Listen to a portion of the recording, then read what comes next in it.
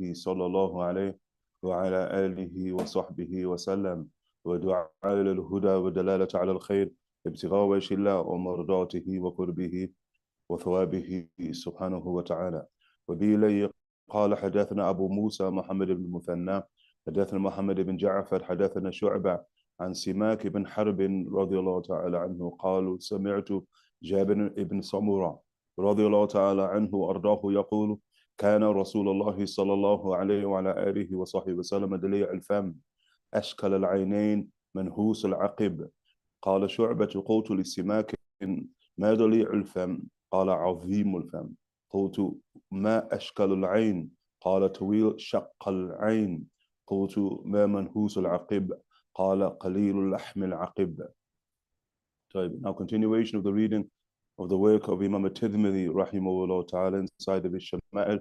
We look at the 9th tradition in which it's related and referred to Simak ibn Harb rahimahullah ta'ala, who's from the khiyar of the tabi'een of the second generation of the ummah of the Prophet sallallahu alaihi wasallam, who said, I heard Jabir ibn Samura radiallahu ta'ala anhu wa qalu, the companion, the son of the companion, he said that the Messenger of Allah sallallahu alaihi wasallam had a dalil mouth, dalil'. Yeah, we mentioned previously dalil al-fam, meaning the Prophet sallallahu alaihi wasallam had a wide mouth, sallallahu alaihi wasallam, a wide mouth, and also likewise athletic mouth, that the Prophet sallallahu alaihi wasallam, as we understand in the science of tajweed, the science of how nujawwid al-Quran, how we pronounce the Quran properly and accordingly, as the Imams rahimahullah ta'ala, they say, an tu'ati kulla harfin haqqa, is to give every single letter, every single phoneme its right. And tajweed here is what is the recitation of the Nabi sallallahu alaihi wasallam, in that the Prophet sallallahu alaihi wasallam kana yu'ati kulla harfin haqqa, that the Prophet sallallahu would give every single letter its right, sallallahu alaihi wasallam, just like kana yu'ati kulla dhi haqqin haqqa. In the tradition, he would give everybody and everything its right, sallallahu alayhi wa alihi wa sahbihi wasallam. But the Arabic language, to give every single letter its right, you need to have a certain type of physiology as it relates to the mouth. Okay, and that physiology as it relates to the mouth is the physiology of the mouth of the Prophet sallallahu alaihi wasallam. All of that best captured inside of the term in the Arabic language, dali', that his fem, his mouth was dali', sallallahu alayhi wa alihi wa sahbihi wasallam. Likewise, also the Rasul sallallahu alayhi wa sallam, ashkal al-aynayn, sallallahu alayhi wa sallam. Okay, that he had ashkal eyes, sallallahu alayhi wa sallam. Okay, which we could explain. And ashkal here, there are going to be two sort of understandings of the term ashkal. And from the term, ashkal, okay, it means in the whiteness of your eyes, there's what? There's redness. Okay, so there's redness in terms of the whiteness of the eyes. Okay, the Imams rahimahullah ta'ala, although the Imams are at odds here, there are those who want to affirm that there's actually redness in the eyes of the Prophet sallallahu alaihi wasallam, and we can see that from a perspective literally affirmed qabl an-nubuwah, and prior to prophecy, when the Prophet sallallahu alaihi wasallam goes to Hubasha sallallahu alaihi wasallam, where he goes onto Busra. Okay, this is in the age of Khadija, when the Prophet sallallahu alaihi wasallam is trading on behalf of Khadija, and prior to prophecy, the Rasul sallallahu alaihi wasallam, and 25 years of age, of the things that is asked about the Prophet sallallahu alaihi wasallam by the monk Nastur, pronounced or Nastura, that does the man have redness in his eyes, la yufariqu, is a redness in his eyes that never depart from his eyes. Obviously, to which the great companion of the Prophet sallallahu alaihi wasallam, or the servant of Sayyidina Khadija, affirmed yes. Okay, that there's a redness in his eyes, la yufariqu. And so the Imams rahimahullah ta'ala want to affirm that this is from the signs of Nubuwah, because the monk Nastur is asking in accordance to what a previous prophecy, previous revelation, that the Prophet at the end of time could be identified by a redness inside of his eyes, la yufariqu. Okay, issue there is that there is something that is affirmed, quote unquote, prior to Nubuwah. Okay, prior to prophecy, okay? But it's not necessarily something in its most literal sense that is affirmed after prophecy, except by the employment of this term. Like it's a tradition here, radiallahu anhu wa of what? Of Sayyidina, of Sayyidina Simak ibn Harb, yani, rahimahullah ta'ala, and Sayyidina Jabir ibn Samurah, radiallahu ta'ala, the problem with the ashkal al-ainain in terms of that, in definition, it contradicts ad'aj. So the term that was being applied by many of the companions of the Rasul sallallahu was ad'aj al-ainain. Ad'aj al-ainain is that the extreme blackness in the eyes of the Prophet sallallahu and the pupil, iris, cornea, is contrasted by extreme whiteness, and that whiteness is free of redness. Whiteness is actually free of redness in order to, by definition, to be ad'aj al-ainain. So they say that these two are contradictory. They're contradictory in terms, okay? And that is why we're going to see the interpretation here by Imam Shu'ba, radiallahu anhu wardah, of khiyar ahl sanad, radiallahu anhu wardahu, and qala Shu'ba qultu li Simak. And so saying Shu'ba, radiallahu anhu wardah, we just skip forward in the narration. Yani Shu'ba, he said, I asked Simak what is meant by dali' al-fam, and he replied, a grand mouth. Okay, the first thing is a grand mouth. The grandness, the grandeur of the mouth of the Prophet ﷺ. Some say dali' al-fam here of the Prophet ﷺ, that the dali' is inside of his teeth. That was his grand teeth, ﷺ, that his bigger teeth, ﷺ. That's also from its meanings. We want to also, I asked, and he's saying, what is meant by ashkal al-ainain, ashkal eyes, and he's saying, Simak rahimahullah ta'ala replied, the space between his upper and lower eyelids were long. Like what you want from ashkal, as others explain, as we made mention of before, the Orientalism inside of the eyes of the Prophet. That's what ashkal al-ainain. That there we can carry it upon. Although others, as we said, they want ashkal to mean redness in the eyes. Everyone got it? So there are two quote-unquote positions here.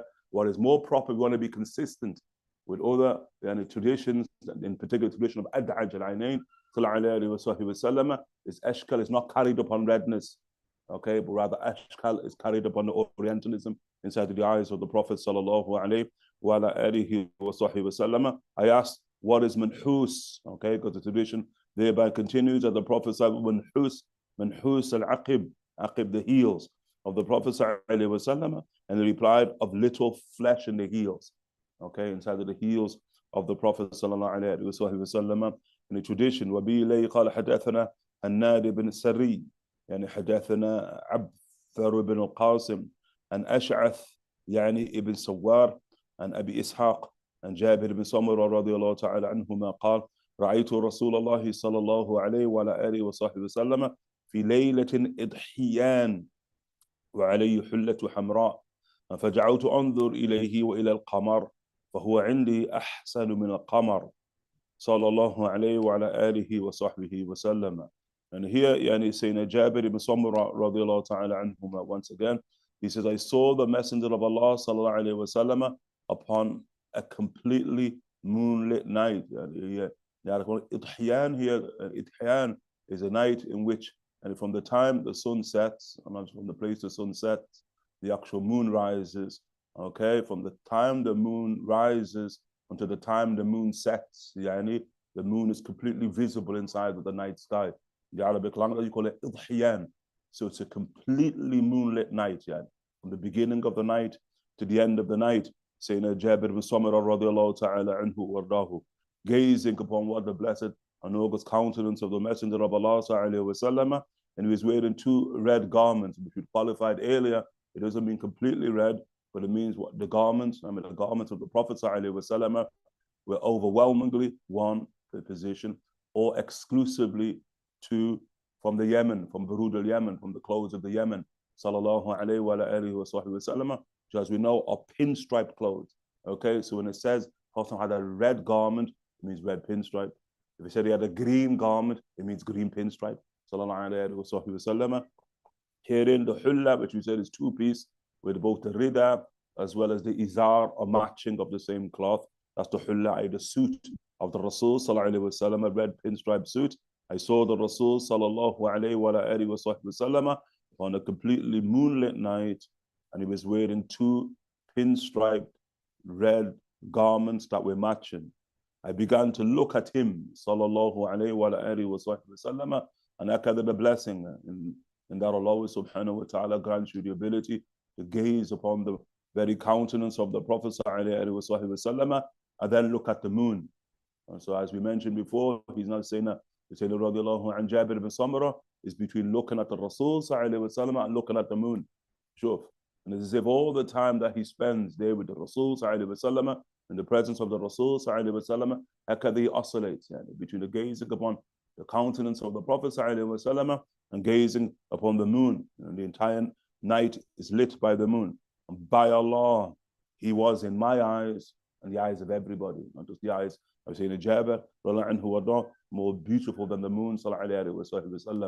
And note, as beautiful as the moon is, especially, mashallah ta'ala, on the Badr, the darkness of night, and if anyone's experienced it, that is of the most beautiful of all nights. The Arabs understand that the moonlit night, and there's not been a single person who's ever said that the moon is more beautiful than the Rasul. And others said it. I remember the Sahaba radiallahu anhum wardahum sadiqeen, even before Jahiliyyah, the Arabs, they don't know how to lie, the Arabs. You see what we see at the end of the period of Nubuwah, that some of the Arabs, quote unquote, learn how to lie from the Jews. I can't understand it from the Jews. The lies came into Arabia from Banu Israel, from the Jews. One of the things we understand in terms of the fitrah of the Arabs, they don't know how to lie. They just oscillate, mashallah ta'ala, between different degrees of sidq, different degrees of truthfulness. Yani, radiallahu anhum wardahum. And so the companions do not lie. Sure. And we don't hear a single one of them say that the moon was more beautiful than the Nabi sallallahu alayhi wasallam, as beautiful, mashallah, tabarakallah, as the moon was. And if the moon wasn't beautiful, then it wouldn't be sound as a parallel, would it? What are you going to say that the Rasul is more beautiful than the moon if the moon's not beautiful yet? You sure?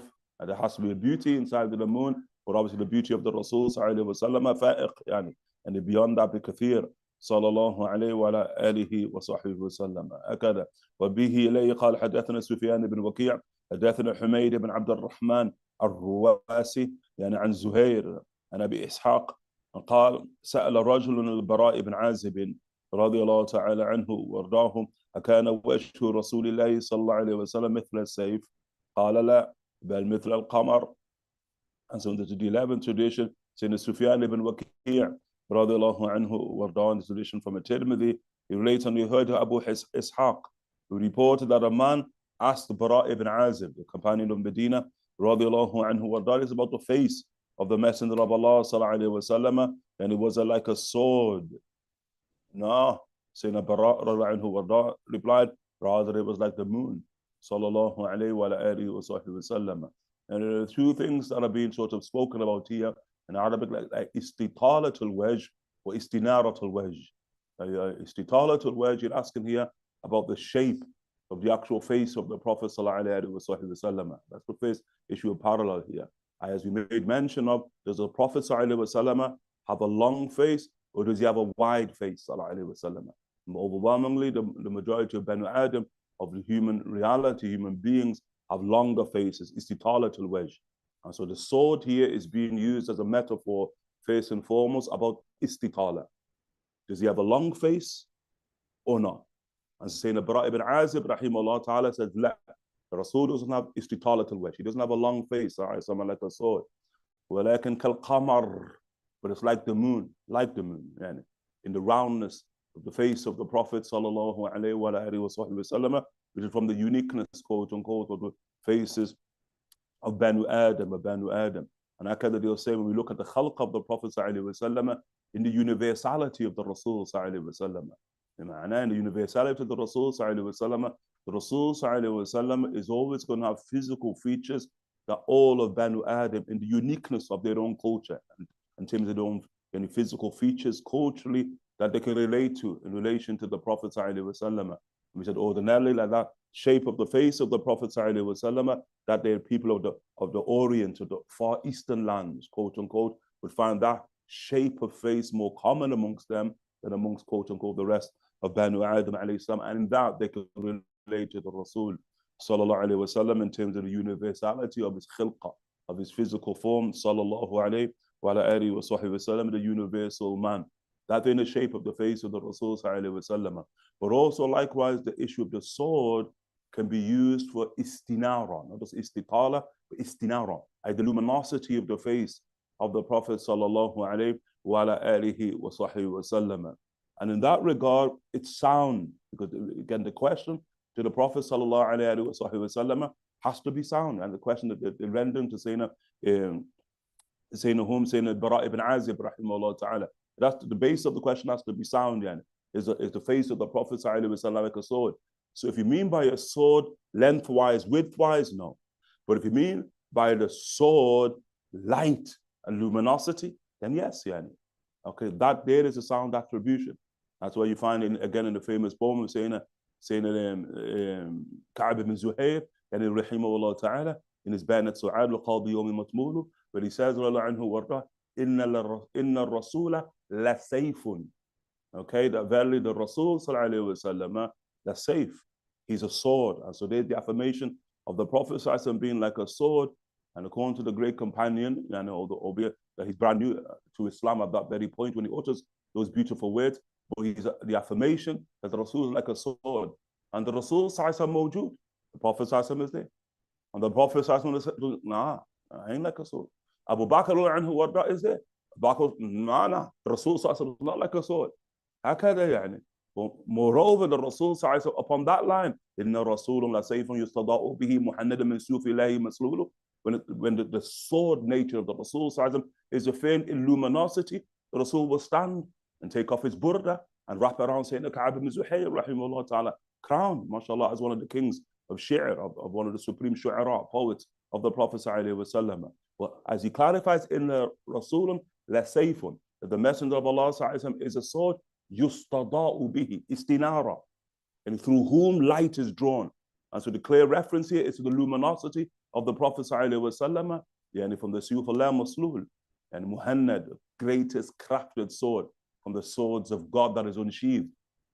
He says, radiyallahu ta'ala, yani anhu, yani wa ardahu. And so the tradition, inshallah ta'ala, should be clear. Here, a man asked Bara ibn Azib, was the face of the Messenger of Allah ﷺ like a sword?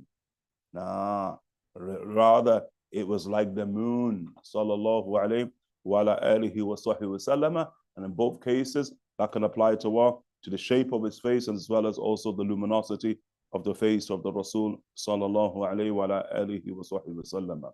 وبه إليه قال حدثنا أبو داود المصاحفي سليمان بن سلم حدثنا النضر بن الشميل عن صالح بن الأخضر عن ابن شهاب رضي الله تعالى عنه وعن أبي سلمة عن أبي هريرة رضي الله تعالى عنه قال كان رسول الله صلى الله عليه وعلى آله وصحبه وسلم أبيض كأنما صيغ من فضة رجل شعر صلى الله عليه وعلى آله وصحبه وسلم. Okay. The Prophet sallallahu alayhi wa sallam, in the tradition of Abu Hurairah, was fair complexion, sallallahu alayhi wa sallam, as if fashioned from pure silver. And again, that fashion from pure silver, again, that there is metaphor for what? The absolute unconditional beauty of the Rasul sallallahu alayhi wa sallam from pure silver. A metaphor in the Arabic language for that, and for beauty, but also luminosity as well. And his hair here was wavy. We already looked at the tape. Rajul, and well groomed. And the hair of the Rasul sallallahu alaihi wasallam always well groomed. Sallallahu alaihi wa alihi wasallam. And that the Rasul wants to be followed. Once the Prophet sallallahu alaihi wasallam sees a companion, radiallahu anhu, wa ash'ath ar-ras, sha'ath ar-ras, yani, it's that his hair's moving in every different direction. Yani, he hasn't groomed his hair. And so the Prophet sallallahu alaihi wasallam looks upon him. The Rasul sallallahu alaihi wasallam simply does this. Like, what's going on up there? Yani? Like somebody's haircuts and looting. Yani. Look like, what's going on there? Yani? What's going on with our haircut? Yani? Shuf kayf. The Rasul sallallahu alaihi wasallam, his hair always well groomed. Sallallahu alayhi yani wa ala alihi wa sahbihi wa sallam. وبه إليه قال يعني حدثنا قتيبة بن سعيد يعني قال أخبرني الليث بن سعد عن أبي الزبير عن جابر بن عبد الله أن رسول الله صلى الله عليه وعلى آله وصحبه وسلم قال أرد علي الأنبياء فإذا موسى ضربوا من الرجال كأنه من رجال شنوءة ورأيت عيسى بن مريم عليه السلام فإذا أقرب من رأيت به شبعا عروة ابن مسعود يعني ثقفي ورأيت إبراهيم عليه السلام فإذا أقرب من رأيت به شبها صاحبكم يعني نفسه ورأيت جبريل عليه السلام فإذا أقرب من رأيت به شبها دحيته.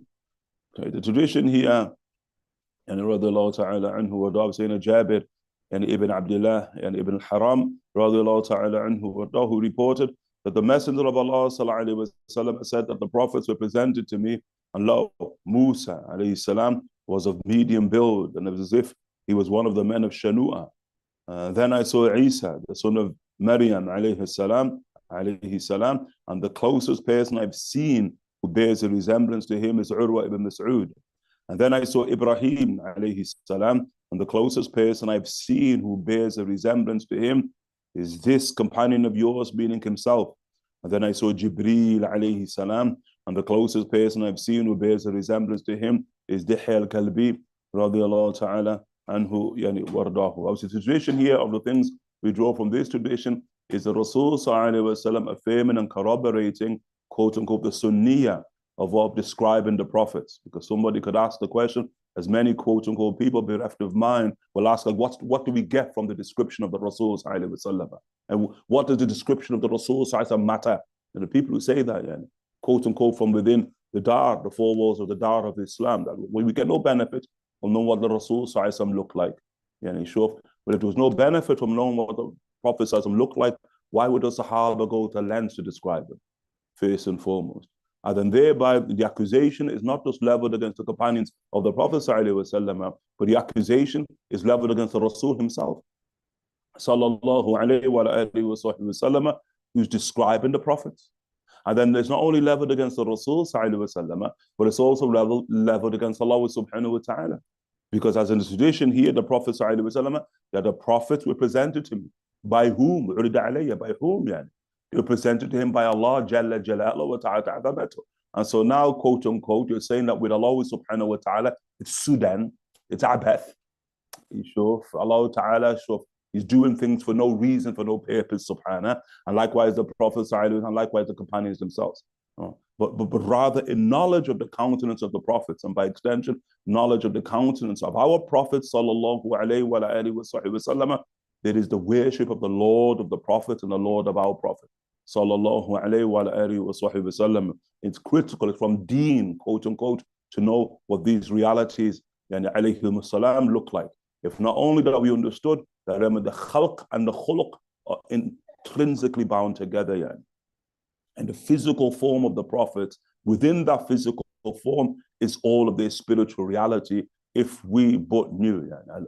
ظواهر عنوان البواطن, يعني what the outward are the signposts, the addresses of the inward.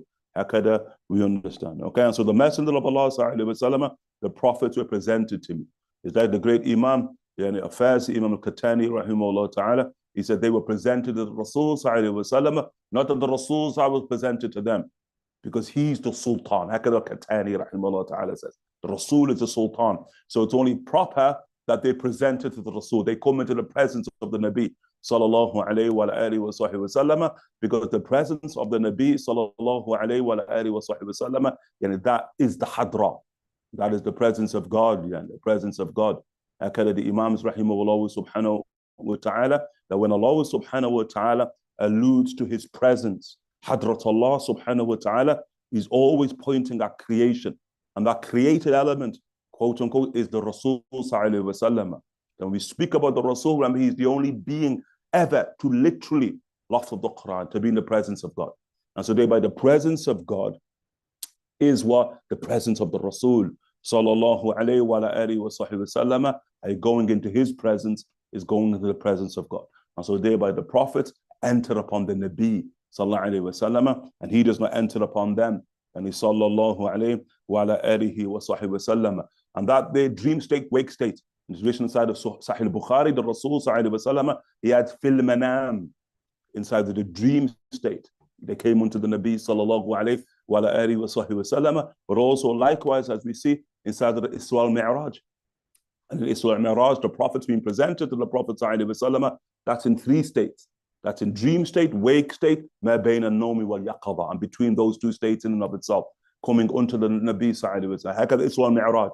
Isra al-Mi'raj happens inside of the dream state. Isra al-Mi'raj happens what beyond the dream state, before the wake state. Isra al-Mi'raj also, mashallah, to manifest in the wake state of the Prophet ﷺ, and that opinion is what most, mashallah ta'ala, want to convey unto us, that Isra Mi'raj was wake state, but it wasn't wake state alone for the Nabi sallallahu alayhi wa sallam, as is the reality of his life sallallahu alayhi wa alihi wa sahbihi wa sallam. فَإِذَا Musa, lo, okay, there is Musa ibn Imran, Kalim Allah, and it is spokesman of God, and the one who is spoken to directly unto by Allah Jalla Jalaluhu wa Ta'ala Azamatu, Kallam Allahu Musa taklima. As Allah subhanahu wa ta'ala says, and Allah spoke directly to Moses. And that's why often, maqam al-Musa, maqam al-kalam, the station of Moses is a station of speech, speaking on behalf of creation, speaking on behalf of the Prophet. Secondly, you'll see Musa alayhi salam, like you see him Yawm al-Qiyamah. When the Prophet sallallahu he says, we're in the Sahih al-Bukhari, where Moses now begins to take Sayyidina Adam to task. Moses khalas adra, and the duration for haja Adam Musa, and Adam is going to silence Moses.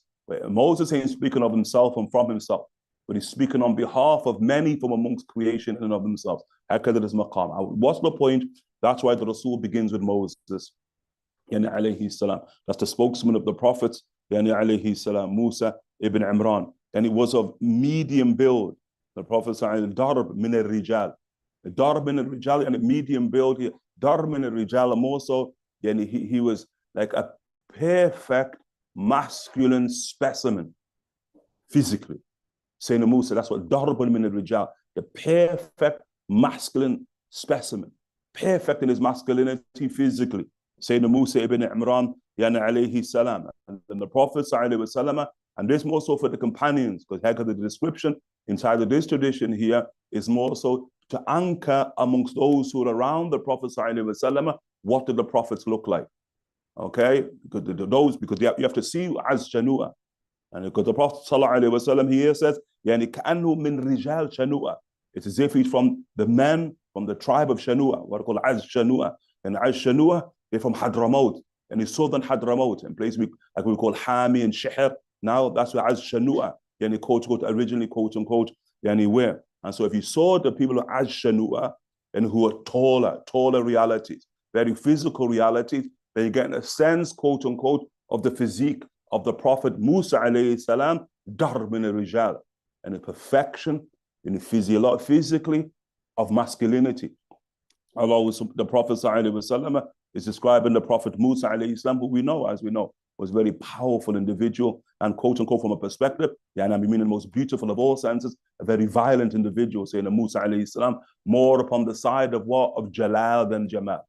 He's more upon the side of Jalal, I mean majestic. Doesn't mean he's not Jamal, but we're saying that's what he tends towards. If we get Jalal and Jamal, then the Jalal of Sayyidina Musa alayhi salam outweighs his Jalal, outweighs his Jamal. His majesty outweighs his beauty.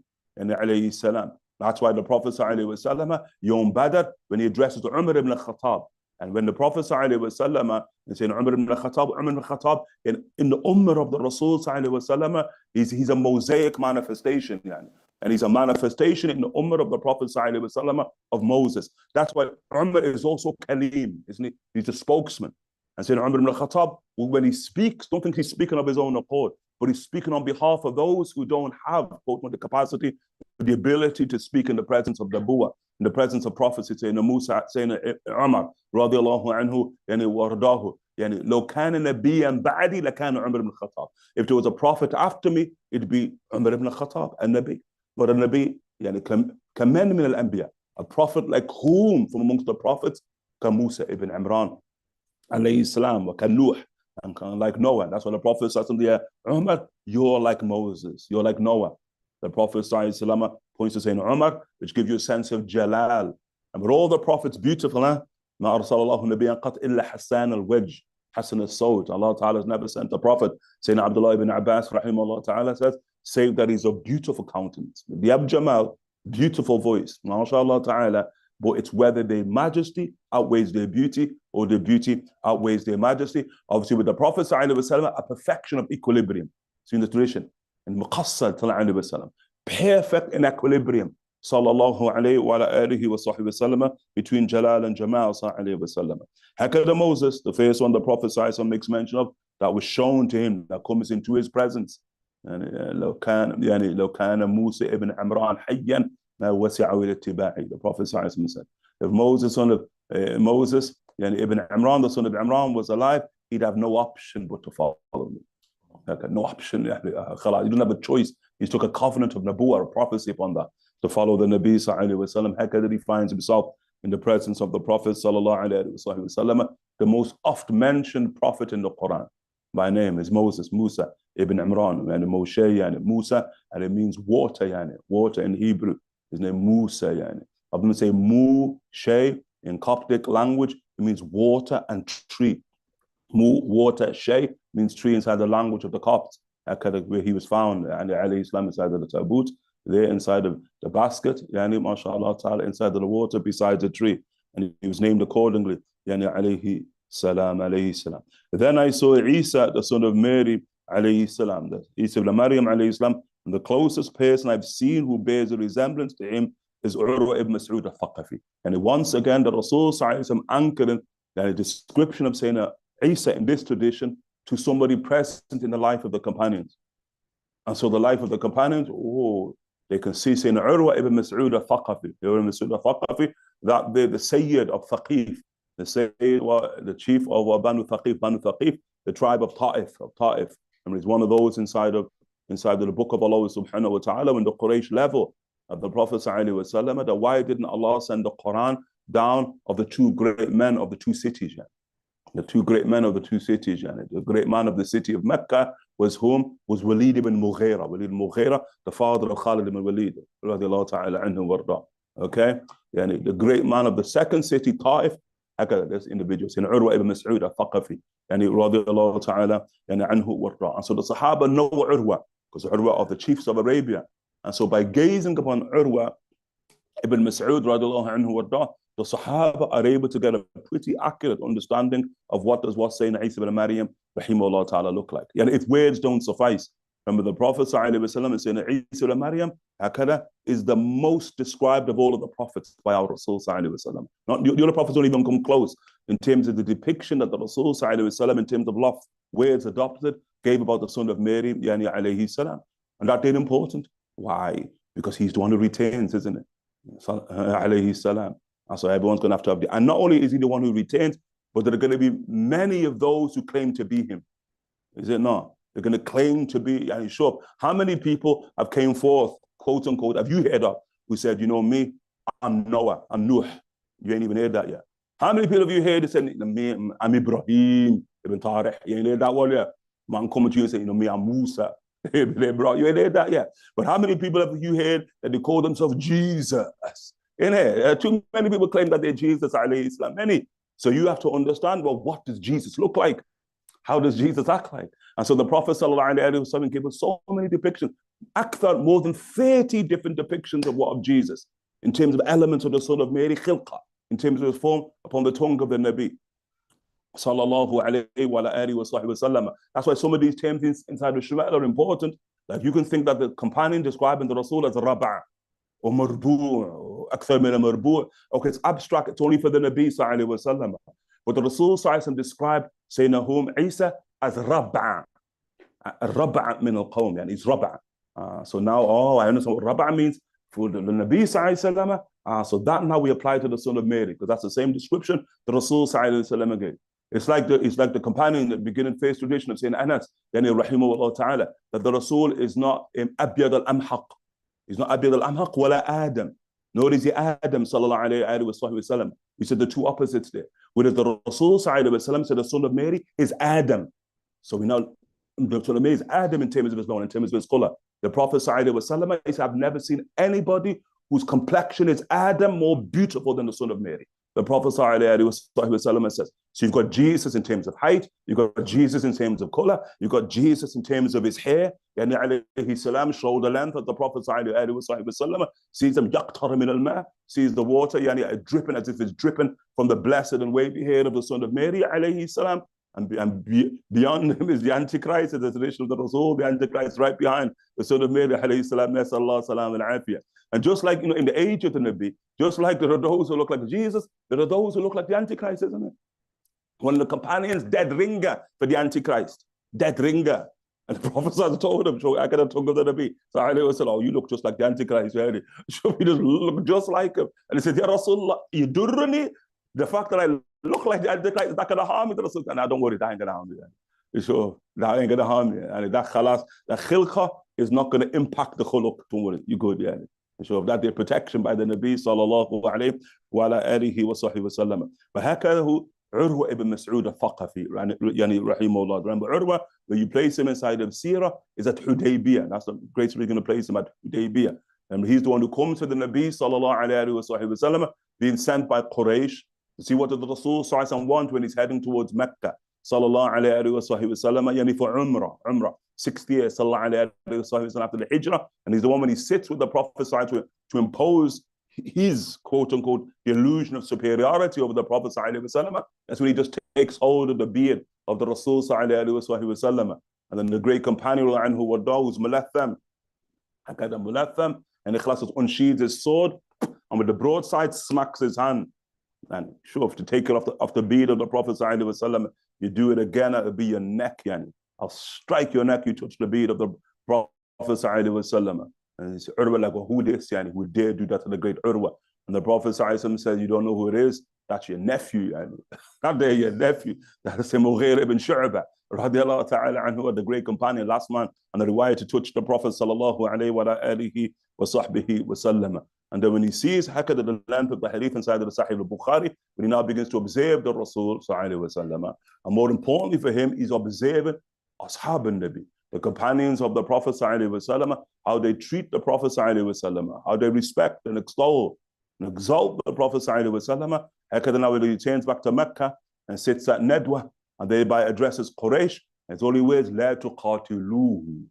Don't fight this man. Do not fight this man. If only Urwa had been there before Badr. If only Urwa had been there before Uhud. If only Urwa had been there before Khandaq. It takes a little 6 days, but Urwa now to tell them, La tuqatiluhu. But the Sahaba never changed in their adab towards the Nabi, and the exaltation, reverence of the Nabi. It was Urwa ma'absar. Urwa didn't see it. But as soon as Urwa sees how the companions treat the Prophet ﷺ, La tuqatiluhu. We don't fight this man. Don't fight this man. Hakada. And then he begins to describe, like never does this man make wudu, hatta kadu yaqtatiluna ala wudu'ihi. They're fighting over the remnants of his water, fighting. Like they're about to go, quote unquote, jiu-jitsu on the mat, yani, just to get, quote unquote, some of the water of the Nabi. Sallallahu alayhi wa alihi wa sahbihi wa sallam. And regardless, quote unquote, like in the tradition there of saying to Salama al-anha wardaha, where the Prophet takes a bowl of water, makes wudu, when he finishes wudu, sallallahu alayhi wa sallam, excretes inside of the water. At the same place at Hudaybiyah. Then the Rasul gives it to Sayyidina Bilal and Abu Dhar. And then thereby they are drinking from the water with the saliva of the Rasul in it. Lush drinking it. Better than what, quote unquote, from the drinks of paradise. That drink that they drink in, mashallah, with the very blessed saliva of the Nabi. And I say Bilal and others are oscillating between themselves. From the tent comes the voice of Salama, anha wardaha. Don't forget your mother. Don't forget your mother. You got to say something from your mother. Radiallahu ta'ala anha wardaha. And Sayyidina Urwa, now seeing this case, they're almost fighting over it. Never does he excrete, sallallahu alayhi wa sallam, excrete anything. Say that it's going to fall into the hands of his companions. You sure? Companions on guard for anything that comes from the Prophet sallallahu alayhi wa sallam, that they're the ones to receive. And then they by hakada, they begin to anoint themselves with the blessed saliva of the Rasul sallallahu alayhi wa alihi wa sahbihi wa sallam. What excess? Only saved to be impressed upon the reality of the companions. لا تقاتلوه. يعني ما رأيت أحدا, هكذا he said, دخلت على قيصر في موكي وعلى الخسرو في موكي وعلى نجاشيه في موكي. I've entered upon Caesar and his kingdom and his dominion and his empire and the khasro inside of his empire and the negus inside of his empire. وما رأيت أحدا يعظم أحدا كأصحاب محمد لمحمد. I've never seen any people exalt their leaders, like the companions of Muhammad, exalt Muhammad. لا تقاتلوا. Don't fight about it. And they didn't, because they listened to Sayyidina Urwa.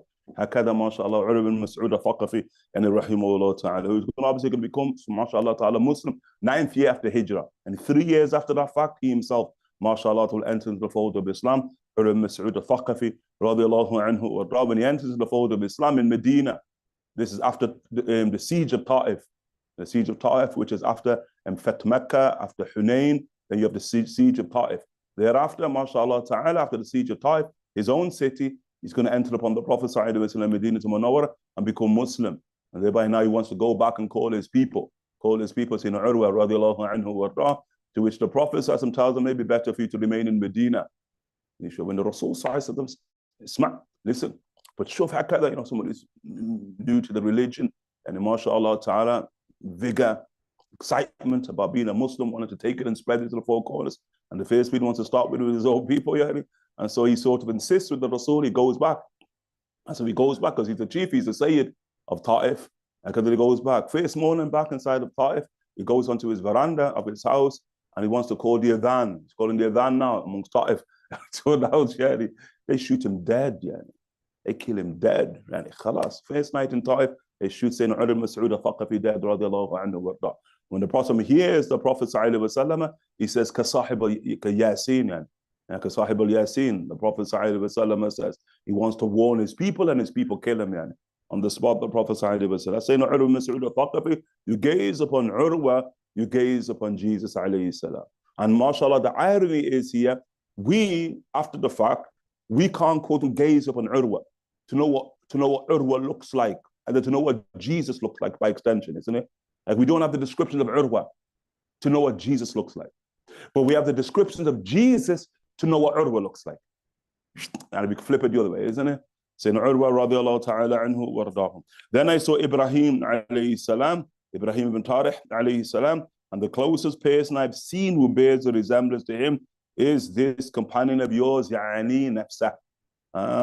And so now, mashallah ta'ala, by gazing upon Ibrahim, you're gazing upon the Nabi sallallahu alayhi wa alihi wa sallam, or thereabouts. Sayyidina Ibrahim alayhi salam. And everything, even down to the foot of the Nabi sallallahu alayhi wa sallam. Once the Prophet went small, the Prophet sallallahu alayhi wa sallam, and young sallallahu alayhi wa sallam, he was at the Kaaba with his Jed, with Abdul Muttalib, the Rasul Duna Thamaniya, beneath 8 years of age, sallallahu alayhi wa sallam, at the Kaaba. And one of the people there, with Qarafa, one of the people who's skilled in physiology and phrenology, and they know forms.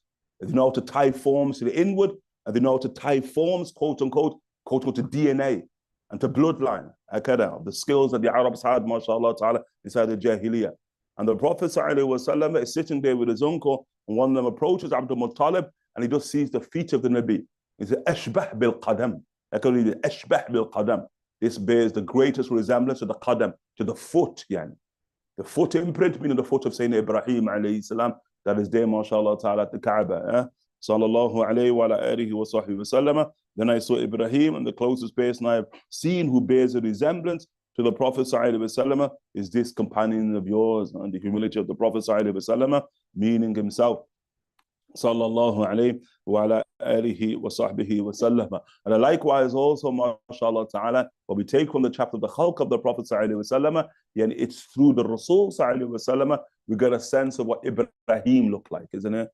And not the opposite for us, by through Ibrahim that we get a sense of what the Prophet sallallahu alayhi wa sallam looks like. Then I saw Gabriel alayhi salam, and the closest person I've seen who bears a resemblance to him is Dihya. I say Dihya, Khalifa al-Kalbi, radiallahu ta'ala anhu wardahu, who we discussed previously in our open session together, the most beautiful man after the Messenger of Allah, sallallahu alayhi wa alihi wa sahbihi wa sallam, Dihya al-Kalbi, rahimahullah ta'ala. The form that Gabriel would often, they say, why is he mentioning Gabriel when Urida alayhi al-Anbiya, when we're speaking about the prophets here? He said, لِكَثْرَةِ تَرَدُّدٍ, due to the fact that Gabriel, obviously, his reality is what affirms Nubuwwah. It's necessary for us, when we say somebody's a prophet, we've got to ask the question, did they engage Gabriel? If they don't engage Gabriel, we're not going to affirm prophecy for a person. And so Gabriel now, due to kathrat taraddud, the fact that he walks amongst the prophets themselves, and brings definition to the prophets themselves. Then we also quote unquote the Rasul here is going to speak about the great archangel, Yani alayhi salam. We're not a prophet, although the Quran will call him the Rasul. And قبضت قبضة من أثر الرسول. I took a qabdatan, I took a grasp from the traces of the Rasul. The Rasul here, Gabriel alayhi salam. And so Gabriel, it's sound to call him a Rasul, but not necessarily sound to call him a Nabi. Because when he's the Rasul of Rabbil Alameen, and he's the intermediary, mashallah, between the angelic realm and Allah subhanahu wa ta'ala. And more often than not, he's the intermediary between the prophets themselves and Allah subhanahu wa ta'ala. But likewise also the intermediary between many of the awliya of Allah subhanahu wa ta'ala. And also Allah Jalla Jalala wa Ta'ala. This is the supreme angel, and he Gabriel. They say his name Gabriel, it means Abdullah. It's Syriani, it's Syria. They say his name Gabriel, it means Abdul Rahman, another opinion. It means Gabriel, it means Abdul Aziz, another one. And the name Gabriel, it means Abdul Jabbar, the meaning of Jibreel alayhi salam, the supreme angel. 10 different ways his name is pronounced. Yani alayhi salam. We ask Allah Ta'ala that day, the Khalil of the Nabi, that day, the intimate friend of the Prophet alayhi wa sallam. Because the Prophet sallallahu lo takhadtu khalilan takhadtu Abu Bakr khalila. If I was to take a Khalil, an intimate friend, I would have took Abu Bakr as a Khalil. Walakin suhba. The Rasul says, but it's companionship, yani. The Prophet sallallahu says. But at the Sidratul Muntaha, the Prophet sallallahu says to Jibreel alayhi salam, to Gabriel, is this what the Khalil does to his Khalil? Okay? Is this what the Khalil, Gabriel, does to his Khalil? Meaning himself, sallallahu alayhi wa sallam. So the Khullah, the Prophet sallallahu affirm is between him and Gabriel, although he doesn't affirm it between him and Abu Bakr as-Siddiq. Yani, sallallahu alayhi wa alihi wa sallam, Jibreel, yani. Subhanallah. Gabriel. What does it mean, yani, to be in the presence of the archangel? There's a tradition there, subhanallah, of saying Imam Ahmad ibn Hanbal, radiallahu anhu, the Imam Ahlul Sunnah wal Jama'ah, who sees Allah Ta'ala in excess of 100 times. Ahmad ibn Hanbal, radiallahu anhu, warda. And he says once, Imam Ahmad, rahimahullah ta'ala, he says he goes, quote unquote, to the public bath, to the sauna. He goes to the sauna, the public sauna inside of Baghdad. Imam Ahmad, rahimahullah ta'ala. And so he says, when I entered into that inside of the sauna, Imam Ahmad, public, yani. He said, there are men inside of the sauna, it's public, yani. So he said, yani, they begin to now to take off their clothes and to reveal their aura. So he says, when I see them now beginning to sort of now begin to reveal their aura, he said, the Qaratul Hadith al-Nabi. I remembered the hadith of the Prophet ﷺ, إِذَا دَخَلْتَ الْحَمَّامِ, that when you enter into the hammam, the public sauna, لَا تُجَرِّدُ. The Prophet says, don't take off your clothes, I don't reveal your aura. هكذا. I remember the hadith. And so as soon as I remember the hadith, Ahmed Hanbal said, I got up and I left. Got off, yani. Sure, Ahmed. So Ahmed said, that night I went to sleep. And then he said, Atani al-At. He says, the visitor, the Tariq, the night visitor now comes unto me. And he says, yeah, Ahmed. He said, oh, Ahmed, for what you did today inside the sauna, the public sauna today, Allah Ta'ala gazed upon that. And Allah subhanahu wa ta'ala has raised you in untold degrees and attributed to you untold hasanat, yani, for that good deed that you did today. Just look at that shuf. That day, acting upon a single tradition of the Nabi sallallahu alayhi wa sallam. Look at the great Ahmed ibn Hanbal gets. So Ahmed ibn Hanbal, Imam al-Sunnah wal Jama'ah, Imam of Hadith, memorized in excess of 1 million hadith of the Prophet sallallahu alayhi wa sallam. Ahmed ibn Hanbal, rahimahullah ta'ala, هكذا man of sanad, men ant. He said, who are you? And reveal yourself. And the voice says, Jibreel. It's Gabriel. It's coming to you. MashaAllah ta'ala. The hadith azim, isn't it? Gabriel, for that act of saying Ahmed, descends to give the bushra, MashaAllah ta'ala, to the great Imam, rahimahullah ta'ala. When the Gabriel alayhi salam, when he transmutes into man, more often than not, he's going to transmute into the form of dihya. And Gabriel can transmute, mashallah ta'ala, into any high reality. And traditions he transmutes into a camel. Traditions he transmutes into eagles, yeah. Saying a Jibreel alayhi salam. In terms of human being, he transmutes into men nobody knows. The hadith of Gabriel, hadith in Sahih Muslim. Yani nobody knows him. Saying Umar ibn al-Khattab, rahimahullah ta'ala, la ya'rifu minna ahad. None of us know him. But more often than not, he translates into the form of saying a Dihya bin Khalifa al-Kalbi, radiallahu anhu warda, due to the profound beauty of Dihya, isn't it? Dihya. I mean, he's the great Rasul, he's the great messenger of the Rasul, sallallahu alayhi wa sallam, unto the might of Caesar, and Azim al-Rum. The Prophet sent Dihya unto the Europeans, unto the Romans, after the 60 years, sallallahu alayhi wa sallam. So then I saw Gabriel, and the closest person I've seen who bears a resemblance to Gabriel is Dihya. And what that means is in transmutation. Otherwise, nobody bears a resemblance to Gabriel in his true form. Remember, the true form of Gabriel, the Prophet only sees him twice. Yeah. The Rasul with them eyes, yeah, sallallahu alayhi wa sallam, only sees Gabriel in true form twice. You see how many times did the Rasul see Gabriel? 124,000 times. 124,000 times the Rasul's blessed eyes set eyes upon Gabriel alayhi salam, but only twice was it in true form.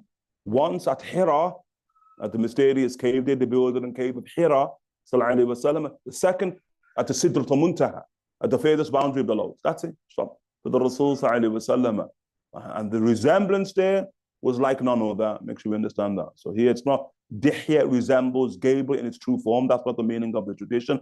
Rather, the Gabriel, more often than not, when he moves into the world of man, will transmute into the form of man in the form of Sayyidina Dihya ibn Khalifa al-Kalbi radiyallahu ta'ala anhu wa ardahu. هي the tradition حدثنا سفيان بن وكيع ومحمد بن بشار المعنى واحد قال أخبرنا يزيد بن هارون عن سعيد بن الجريري قال سمعت أبا توفيل يقول رأيت النبي صلى الله عليه وعلى آله وصحبه وسلم ما بقي على وجه الأرض أحد رآه غيري قلت صفه لي قال كان أبيض مليحا مقصدا صلى الله عليه وعلى آله وصحبه وسلم. هكذا يعني سيدنا سعيد الجريري رضي الله تعالى عنه وارضاه, he said, I heard Abu Tufail رضي الله عنه وارضاه. Abu Tufail, as this hadith will affirm, and it's usually the opinion that the Imams embrace, he's the last living companion رضي الله عنه وارضاه. Amir ibn Wathila رضي الله عنه وارضاه, otherwise his kunya, and his pen name is Abu Tufail رضي الله تعالى عنه, the last of all the companions, mashallah, tabarakallah, to be alive. To be alive. Remember, the first living companion, Khadija, radiallahu ta'ala anha, yani wardaha. The last living companion, Abu Tufail Amir ibn Wathila, radiallahu ta'ala anhu. So I heard Abu Tufail say, I saw the Prophet sallallahu alaihi wasallam, and there is no one remaining upon the face of the earth today who has seen him besides me. Okay, and that refers to the very companions of the Prophet sallallahu alaihi wasallam. And then when we ever hear traditions like saying Anas ibn Malik rahimahullah ta'ala is like the last living companion, you can't carry a quote unquote al-itlaq. It would mean the last living companion in Basra. So all of the great citadels, whether it be Kufa, whether it be Basra, whether it be Damascus, whether it be Cairo, whether it be Mecca or Medina, they have individual last living companion inside of that particular city. You with it? But there must be al-itlaq. It's like, was Khadija the first Muslim? Was Abu Bakr the first Muslim? Was Zayd ibn Haritha the first Muslim? Was Ali ibn Abi Talib the first Muslim? Haven't got Bilal al-Habashi the first Muslim? No. You're going to carry that quote unquote Abu Bakr the first Adam man. You're going to carry that on Zayd the first freed slave. You're going to carry that upon Bilal the first slave. How could you carry it upon saying Ali ibn Abi Talib the first child? But al-itlaq, Khadija. Likewise here, the last companion alive al-itlaq, saying Abu Tufail radiallahu ta'ala anhu wardahu. And then even some say, well, shuf, what about Isa? Don't we confirm suhbah for Isa ibn Maryam? Yani alayhi salam, Jesus son of Mary alayhi salam, in that he meets the Prophet sallallahu alayhi wasallam at the Isra Mi'raj, and he's alive. So we have to consider him amongst the companions. He said, what's the use of considering Isa from amongst the companions? So that those who meet him at the end of time become tabi'een, that day. Big use in that, yani. Those who meet the son of Mary, then khairun nas qarni, thumma ladhina yalunahum. Then those who follow them, quote unquote. So meeting Jesus is big. MashaAllah, tabarakallah. Araftum? But here he says, upon the earth, Jesus in the heavens, isn't it? In the second sky. And so the situation of Sayyidina Abu Tufail, sound, radiallahu ta'ala anhu, in his attribution as the last living companion. I said, describe him to me, the Prophet sallallahu alaihi wasallam, and he said he was fair complexion, sallallahu alaihi wasallam, and of handsome countenance, sallallahu alayhi wa alihi wa sahbihi wasallam. Hakada, the term used is malih, and malihan, sallallahu alayhi wa sahbihi wasallam. And malih, it's reference to beauty of the Prophet sallallahu alayhi wasallam, and it's reference also to experiential beauty. You know, you find something beautiful, yeah. Okay? The experience of beauty. As somebody who sees the Rasul, they experience elements of the beauty of the sallallahu alayhi wa alihi wa sahbihi wasallam that are sweet to the eyes and sweet to the heart. And from the same term in the Arabic language, you get salt, isn't it? And remember, salt was worth more than its weight in gold. Yeah? And the people of the desert understand the worth of salt in and of itself. And the salt is milh. For us, we say salt is bitter. They say, no, salt is sweet. Yeah?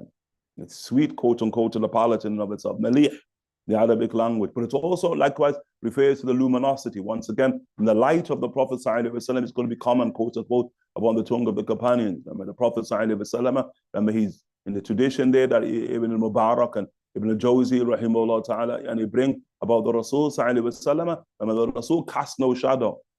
And his light, how can the situation? His light is brighter than the sun. Never was the sun out and the Rasul out. Say, heck of the tradition. Say that the light of the Prophet ﷺ, yaghlib, would dominate over the light of the sun. Again, that can't be metaphor. Likewise, never was there a lantern, shuf, light, and the Rasul present. Say that the light of the Rasul would dominate over the light of the lantern. Sallallahu alayhi. Heck of the tradition. Say Ibn Mubarak and others. All of that captured inside of Malih and of handsome countenance, moderate in his qualities and features.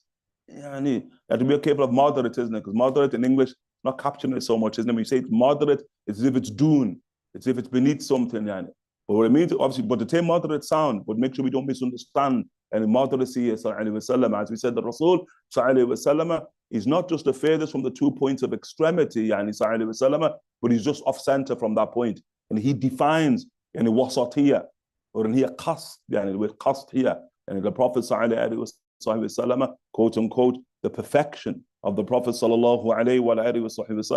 in terms of his quality. That's what qasd here, in maqassada. And we look at the hair of the Rasul maqassad. We look at the complexion of the Rasul maqassad. When we look at what, mashallah ta'ala, the texture of the hair of the Prophet maqassad. You look at his length, also maqassad. You go for everything with the Prophet sallallahu alaihi wasallam. His physique, muqassad, everything muqassad sallallahu alaihi wasallam. And he's what just off center from the point that is furthest from the 2 points of extremity. Sallallahu alaihi wa alihi wa sahbihi wasallam. Yani حدثنا عبد الله ابن عبد الرحمن أخبرنا إبراهيم ابن المنذر الحزامي يعني أخبرني يعني عبد العزيز ابن ثابت الزهري حدثني إسماعيل بن إبراهيم بن أخي موسى بن عقبة عن موسى بن عقبة عن كريب عن ابن عباس رضي الله تعالى عنه وأرضاه وعن أبيه قال كان رسول الله صلى الله عليه وسلم أفلج ثنيتين إذا تكلم الرؤي كالنور يخرج من بين ثناياه. Okay, the tradition of Sayyidina Abdullah ibn Abbas رضي الله تعالى عنهما, who reported the Messenger of Allah sallallahu alaihi wasallam had a slight space between his two blessed front teeth. Sallallahu alaihi wasallam. Whenever the Prophet sallallahu alaihi wasallam would speak, something like light would be seen emitting from between them. Sallallahu alaihi wasallam. Tradition affirmed and explained, inshallah ta'ala. Asking Allah subhanahu wa ta'ala for tawfiq. Jalla jalala wa ta'ala ta'ala. Inshallah, the Bab al-Khalq, that's the first chapter of the physical features of the Prophet sallallahu alaihi wasallam. Do you have any questions? Inshallah ta'ala, any questions?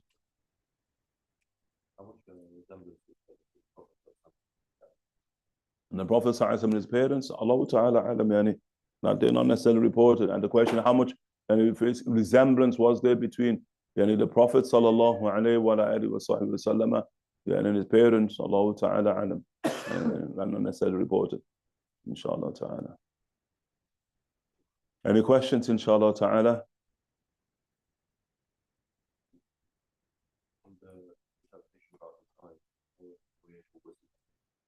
Enough to say they were Oriental. Okay, enough to, and how Oriental were the eyes of the Prophet sallallahu alaihi wasallam? Enough to say they were Oriental. And once again, we say that's what the people of the Orient, of the Far East, that's part of the elements that they share in the Prophet sallallahu alaihi wasallam. MashaAllah, it becomes their boast, it becomes their toast. MashaAllah, when you look upon the eyes of the Prophet sallallahu alaihi wasallam, you can see elements of their eyes depicted in the very eyes of the Prophet sallallahu alaihi wasallam. The eyes that set foot upon the divine, set eyes upon the divine. Jalla Jalala wa ta'ala. Any questions? Do you have any questions or points, inshallah ta'ala?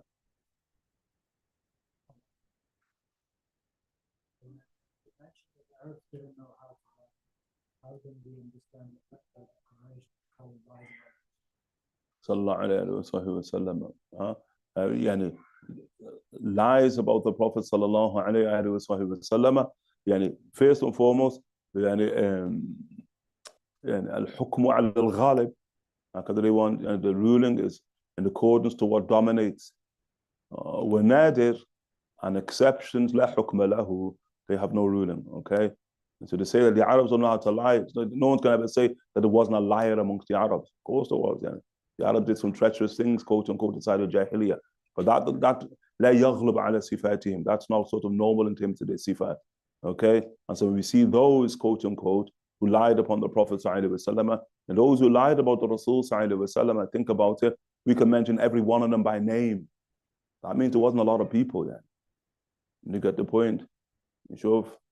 And then thereby also you can quote unquote, is it a lie, quote unquote, when a person merely copies what somebody else is saying. And the basis of the lie is a contradiction to reality. That's the basis of a definition of a lie. Yani, you have knowledge of what reality is, but then thereby, quote unquote, you begin to proceed to say the opposite.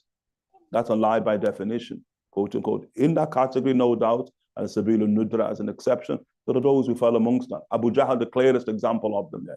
Abu Jahl, he knew the truth of the Prophet ﷺ and proceeded to lie, and proceeded to impress his lies upon others, like his uncle Walid ibn Mughira, others.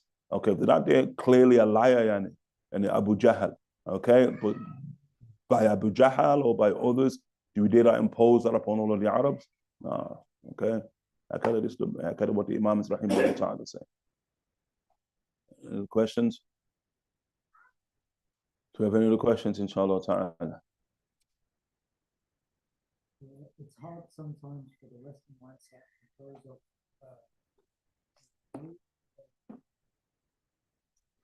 Western mindset of those of now to fully appreciate the meaning of physical reality and wider.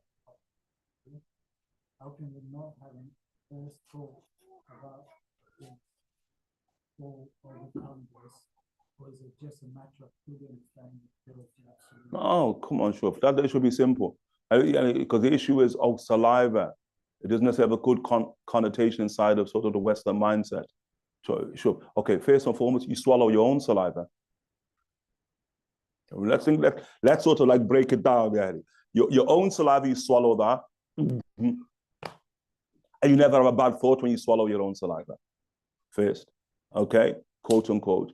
Then, if you want to sort of get a little bit closer, because no doubt there's hubb li-nafs, there's a love of the self. Okay, you love yourself. So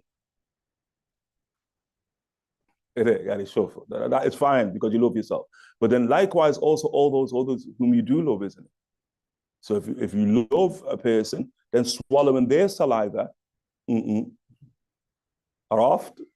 Why are you laughing, Mansoor? You get the point. So you swallow their saliva, and also you ain't thinking nothing about that too. And so it's that parallel code you need to understand about the Sahaba, radiallahu anhum warḍahum. You sure? You get the point? The point is, quote unquote, in the Western mindset, when you break it down and you ultimately break it down, saliva is not the issue. That's not what the Western mind should break down. Urine can be the issue. Because that's now difficult for the Western mind and maybe many other minds to grasp drinking somebody's urine, which the Sahaba did, radiallahu ta'ala anhum warḍahum. But saliva, we should be able to grasp that and get that. That's the point. But all of that, khalas, cast it under the rubric of love, You sure? Cast under the rubric of love, quote unquote, is one of the greatest parallels to Junoon, You read it? If you're trying to, the Western mind, trying to make sense of it, well, you can't make sense of it. That's like, of the greatest statements to capture that is saying Hasan al-Basri, rahimahullah ta'ala, the Imam, Ra'aytu unas, like I saw people.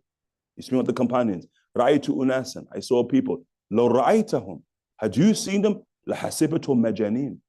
You consider them to be mad, Are you sure? But the beauty of saying Hasan al-Basri, he didn't say, because I consider them to be mad. He didn't include himself in that. Law ra'aytum antum. Had you seen them, because you're not up there yet, you're not there yet, quote unquote, you consider these people to be faqad al-aql, You sure? Radiallahu anhum, warḍahum. and they're the greatest of all. يشوف يعني فاقد العقل بالنسبة إلى النبي in relation to the Prophet sallallahu alaihi wasallam. Maybe in every other quarter of life, all these people, mashallah ta'ala, sensible. Du'aql yani, every quarter of life. But when the Rasul sallallahu is mentioned, the mind goes out to the window. Radiallahu anhum wa wrong for those great people. Sure. There you are. And give me a sip of that bowl any day. Like the Western mindset, yeah. Give me a sip of that bowl any day.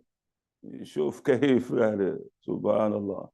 Any other questions, inshallah ta'ala? Any other questions? Have any questions?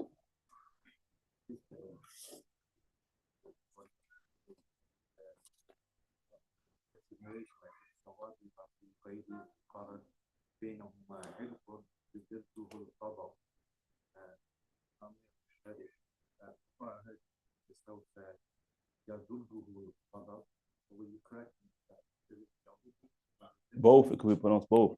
Okay, but here you did here على الرباعي يعني either anger would make it protrude, okay, or anger protrudes through it.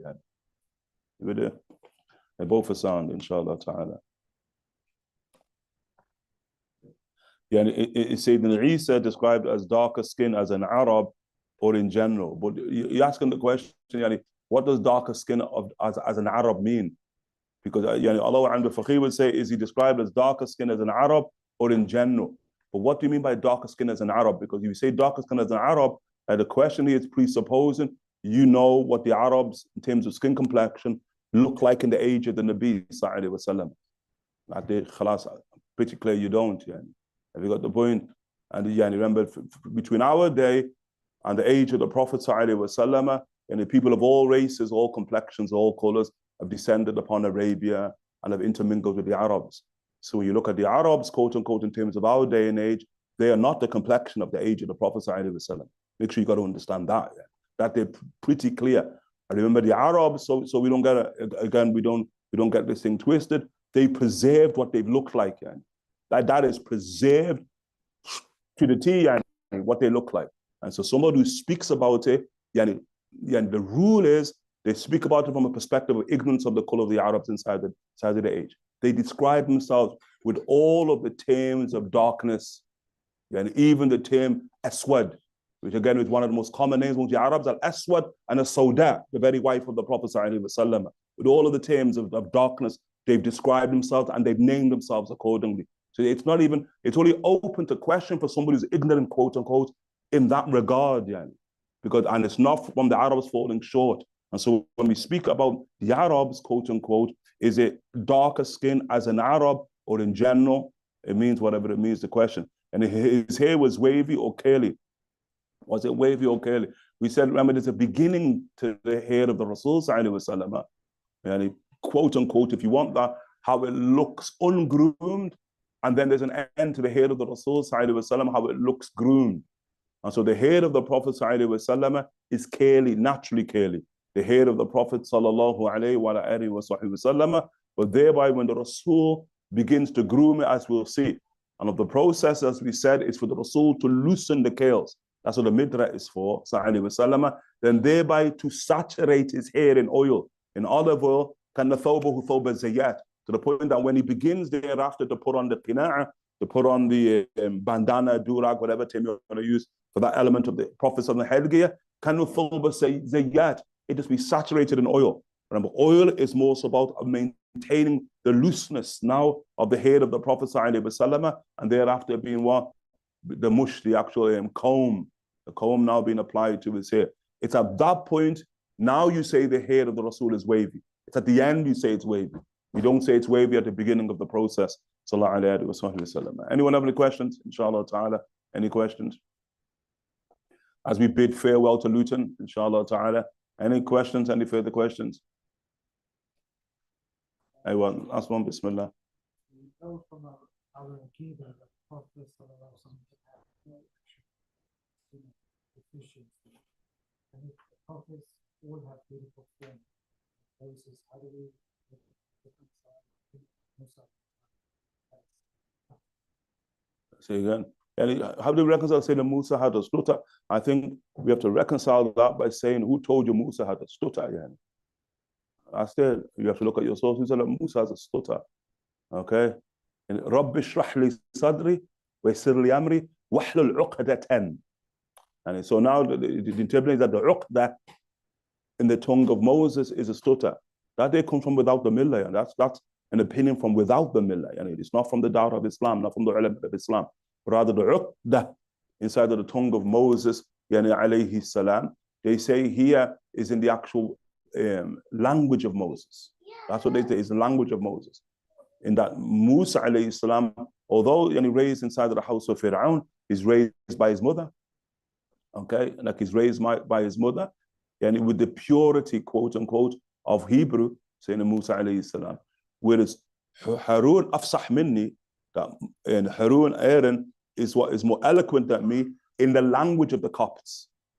You get the point? And so now, idhab ila Fir'aun innahu tagha, go to Fir'aun, he's transgressed, and the language of Fir'aun, the Harun, quote unquote, has a powerful rhetorical grasp of that language, that maybe he's best suited, saying to Musa alayhi salam, to convey it, quote unquote, to Moses, okay? But to believe that saying that Musa alayhi salam had a stutter, then we're going to have to sort of question that. That's an opinion that comes from within the millah, within the dawah of Islam, but without, okay? Inshallah ta'ala. طيب, جزاكم الله خيرا وصلى الله على سيدنا محمد وعلى آله